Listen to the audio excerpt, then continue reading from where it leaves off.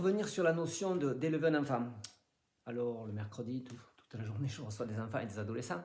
Donc, je voudrais expliquer quelque chose. Il faut bien comprendre que élever un enfant, c'est lui donner 95% d'amour et 5% d'autorité.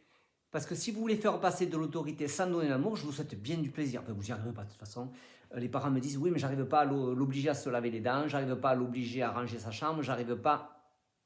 Ah oui, ben là, c'est sûr, parce qu'ils oublient juste un détail qui est le plus important quand même dans une vie. Sans amour, un enfant ne peut pas s'éduquer. C'est-à-dire qu'il ne peut pas comprendre qu'on le frustre. Parce que si vous lui donnez beaucoup d'amour, automatiquement, il comprend qu'il y a des règles du jeu derrière cet amour. Mais si vous ne donnez pas d'amour, je vous souhaite bien du plaisir. D'ailleurs, c'est impossible.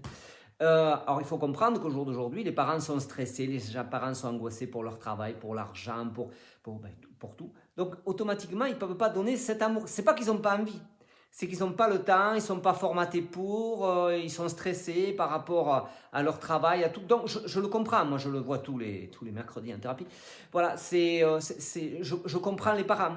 Mais après, ils viennent se plaindre que leur enfant est enfermé, est stressé, est angoissé. Eh ben, c'est normal, hein, ça c'est sûr. Il ne supporte pas l'autorité, il ne supporte pas la frustration. Mais c'est normal, cet enfant ne reçoit pas assez d'amour.